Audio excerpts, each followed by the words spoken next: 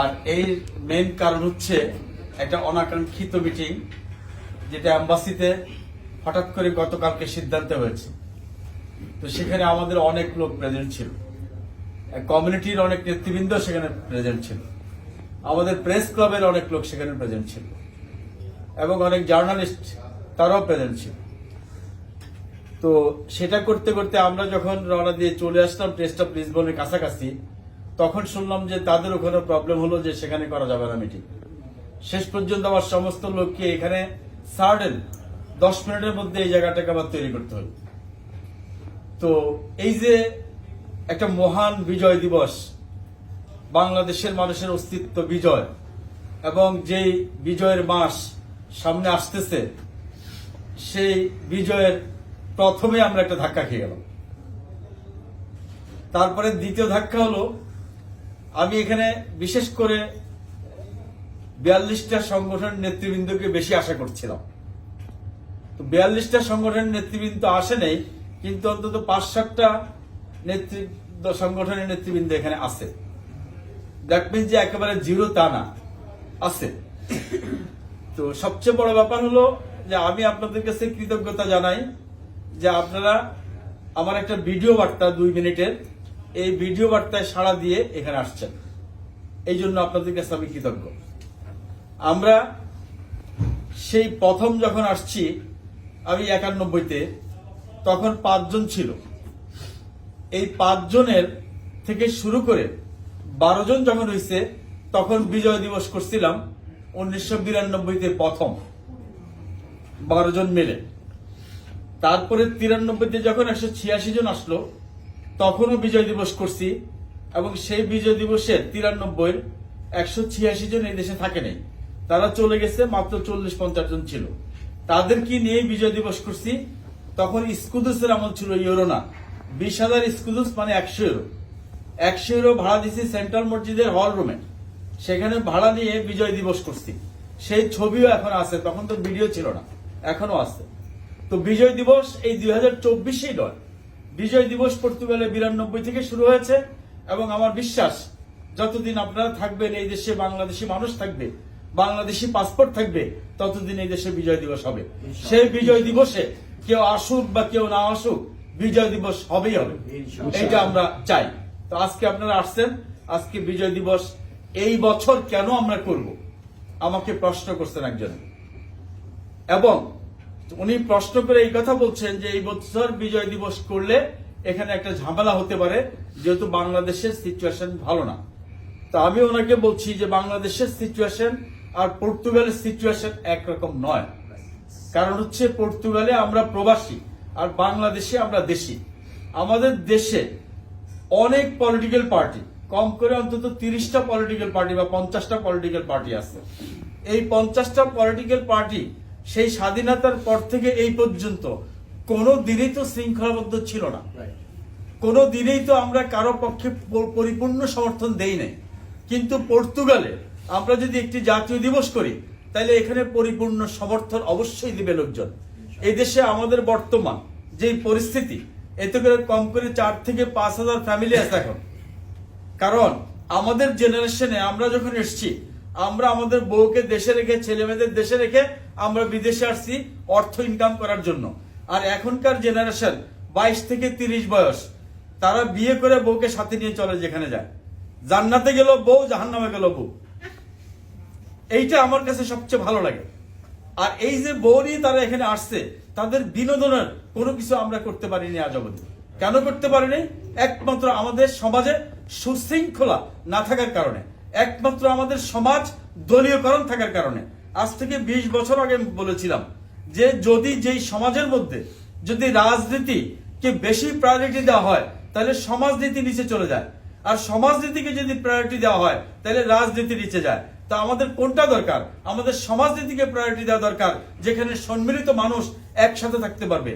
আজকে মাননীয় উপদেষ্টা বলছেন, একজন প্রশ্ন করছিল অ্যাম্বাসিতে যে এত বছর আমরা অ্যাম্বাসিতে যেতে পারি নাই, আজকে এটা কি থাকবে কিনা, আগামী ভবিষ্যতে কি আমরা আসতে পারবো কিনা অ্যাম্বাসিতে। মাননীয় উপদেষ্টা বলছেন যে আপনারা আসতে পারেন নাই, এটা তো আমার ব্যাপার নয়, অ্যাম্বাসিরও ব্যাপার নয়, এটা আপনাদের কমিউনিটির ব্যাপার। কারণ আপনারা কমিউনিটি একসাথে হতে পারেন নাই। আপনারা কমিউনিটি মিলেমিশে থাকতে পারেন নাই, আপনারা পারেন নাই বলেই আপনারা আসতে পারেন নাই। আপনারা কমিউনিটির মধ্যে মিলেমিশে থাকেন, সব দল মত নির্বিশেষে থাকেন, আপনারা সব জায়গায় একসাথে থাকতে পারবেন। উনি সাউথ আফ্রিকার একটা উদাহরণ দিয়েছেন এবং বলছেন যে সাউথ আফ্রিকায় সেই সব দল মিলে একসাথে, সেখানে যেই দলেরই প্রেসিডেন্ট বা প্রাইম মিনিস্টার ওখানে ভিজিট করতে যায় তাদেরকে রিসেপশন দেয়। এটা কত একটা সুন্দর জিনিস। সেই পরিবেশটা ইউরোপের মতো একটা সভ্য দেশে থেকেও আমরা আজও করতে পারলাম না, এটা আমাদের দুর্ভাগ্য।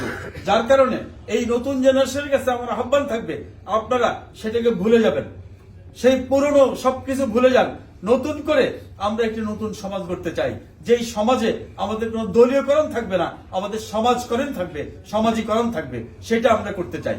আর সেই সমাজীকরণ করার জন্যই আমাদের আজকে বিজয় দিবস সর্বসম্মিলিতভাবে সার্বজনীনভাবে এই উৎসবটা করা খুব প্রয়োজন। এখানে কে বড়, কে ছোট, কে জুনিয়র, কে সিনিয়র, কার টাকা অনেক আছে, কার টাকা কম আছে, কিচ্ছু হিসাব থাকবে না। এখানে এই দেশের লোকদের হিসাব যেরকম, যে আপনি কতটুকু সময় দিয়েছেন, আপনি কতটুকু ভালো কথা বলেছেন, আপনার সময়টুকু আপনার ভালো ভালো কথাটাকেই কার্যকর, আপনার টাকার কোনো হিসাব নাই। কারণ এই দেশে বহু লোক আছে যারা বহু ধনী, কিন্তু তাদেরকে কেউ জিজ্ঞেস করেও না, কারণ সব লোকেই ইন্ডিপেন্ডেন্ট, সবাই লিবার্টি এবং সবাই নিজের কাজ করে নিজের খায়, কেউ কাউকে খাওয়ায় না। অতএব এই জন্য আমি আপনাকে স্যালুট দেওয়ার কোনো প্রয়োজন নাই। আমি অনুরোধ করবো আপনারাও আমাকে কোনোদিন স্যালুট দিয়েন না সিনিয়র হিসেবে, যে উনি সিনিয়র, ওনার সামনে আমরা এটা করতে পারবো না, কোনো দরকার নাই। আমার অ্যাক্টিভিটিতে যদি আপনারা খুশি হন তাইলে আমার স্যালুট দিয়েন, কিন্তু আমাকে ব্যক্তিগতভাবে স্যালুট দেওয়ার আপনাদের কোনো প্রয়োজন নাই। আজকে আমি যে কথাটা আপনাকে বলতে চাচ্ছিলাম যে 2024 সালে কেন সার্বজনীন ভাবে আমাদের বিজয় দিবস করতে হবে, তাহলে মিস্টার রানা আপনি গত বছর কইছিলেন, তার আগের বছর কইছিলেন, এই বছর আপনি কেন করতে আসেন? এর মূল উদ্দেশ্য হচ্ছে একমাত্র এই বছর 2024, যেই বছর আমাদের বিরুদ্ধে উগ্রবাদীরা উঠে পড়ে লেগেছে, এবং সেই ফেব্রুয়ারি মাসে আপনারা জানেন কিভাবে তারা আমাদের সামনে দিয়ে মিছিল করে যাচ্ছিল। বেনফরমোজে তারা জায়গা চেয়েছিল মিছিল করার জন্য এবং আমাদের দোকানপাট বন্ধ করে দেওয়ার জন্য। তারা মিউনিসিপ্যালিটিতে পারমিশন চাইছে, দেয় নাই মিউনিসিপ্যালিটি। কারণ তাদের এই কথা শোনার পরেই আমি জার্নালিজমে একটা বক্তব্য দিয়েছিলাম যে আমাদের লোকেরা লিসবনে যত দোকান আছে সব দোকান বন্ধ করে দিবে, কোনো দোকান খোলা রাখবে না।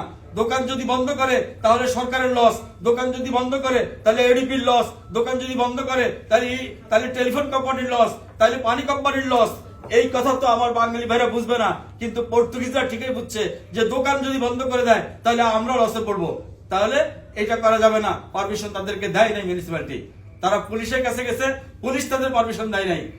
একমাত্র ওই ইন্টারভিউর কারণে আপনারা দেখবেন গুগলে খুলে যে বাবস ফিশার নসেস ক্লজেস তোদেন সাহেব কে ছিল এখানে, যে আপনার দোকান বন্ধ করে দিব, একদম পাবলিকের প্রথম পাত্রে আসছে।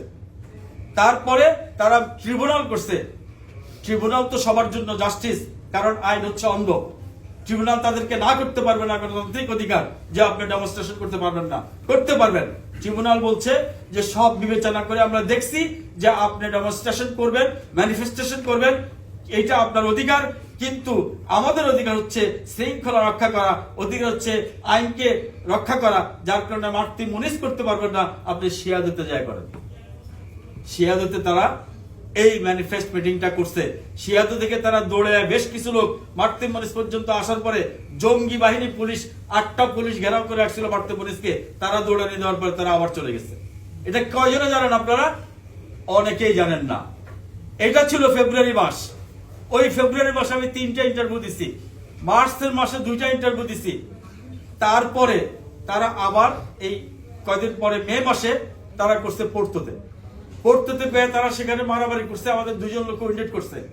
তারপরে তারা উগ্রবাদীরা পার্লামেন্টে দাঁড়ায় বাংলাদেশ নাম বলে আমাদেরকে কটাক্ষ করছে এবং বলছে, এবং তারা বিভিন্ন সময় আবার বিভিন্ন বক্তব্য কালেক্ট করে সেই বক্তব্যকে সোশ্যাল মিডিয়ায় প্রচার করে বিভিন্ন ধরনের মিথ্যা কথা লিখে তারা সেটা ট্রান্সলেট করে দিছে। পর্তুগিজরা সেখানে হাজার হাজার কমেন্টস লিখতেছে আমাদের বিরুদ্ধে, বাংলাদেশের বিরুদ্ধে, মসজিদের বিরুদ্ধে, ইসলামের বিরুদ্ধে। সেটা করার পরে আমি পাবলিকো পত্রিকায় ইন্টারভিউ দিয়ে বলছি, পাবলিকো পত্রিকা তখন সেখানে লিখছে ফ্যাক্ট চেক। তারা লিসবন ইউনিভার্সিটির একটা মেয়েকে দিয়ে, সেই মেয়ে কলকাতার, ট্রান্সলেট করা দেখছে, তারা যা ট্রান্সলেট করছে সম্পূর্ণ ট্রান্সলেট মিথ্যা। তারা কি করছে, সেইটাকে পত্রিকায় প্রকাশ করে দিছে যে ফ্যাক্ট চেক। তারপরে পলিগ্রাফ পত্রিকা আরেকটা ভিডিও করছে, এই মাসে গত 15 দিন আগে আরেকটা ভিডিও তারা করছে, করার পরে পলিগ্রাফ পত্রিকা আরেকবার সেই ফ্যাক্ট চেক লিখছে। যার কারণে আপনারা সব বেনফোর্মোজে ব্যবসা করেন, পুরা লিসবনে ব্যবসা করেন, উবার করেন, বাসায় রাতে ঘুমান, আমি সমস্ত খবর আমার রাখতে হয়। কারণ হচ্ছে আমি আপনাদের দোয়ায় এই কমিউনিটি সিকিউরিটি সেই 91 থেকে এই পর্যন্ত আছি। একজন সাক্ষী আছে 98 থেকে, উনি দেখছে আজ পর্যন্ত আমি কতটুকু কি কাজ করছি মানুষের জন্য এবং কতটুকু এই সমাজের জন্য খারাপ করছি। আফজাল আছে এখানে, আফজাল জানে, আফজাল তারও আগে আসছে, সে আফজালও বুঝতে পারে যে এই পর্যন্ত কতটুকু সিকিউরিটি দিয়ে রাখতেছি। তো যার কারণে যেহেতু আমরা এখন একটা বিশাল বড় রোশানলে আমাদের কমিউনিটি, আমরা যেহেতু এখন তাদের টার্গেটে, আমরা যেহেতু এখন আলোচিত, সমালোচিত, এবং তারা এইটাও বলতেছে যে 1.5 কিলোমিটার জায়গার মধ্যে আমাদের 8টা মসজিদ, আমরা কি পর্তুগালটাকে, লিসবনটাকে মক্কা বানিয়ে দিতে চাই? আমরা কি ইসলামিক কান্ট্রি করতে চাই? আমরা কি 700 সালে যখন মুসলমানরা এই দেশ শাসন করছে আমরা সেখানে ফিরতে চাই? এইসব প্রশ্ন তাদের।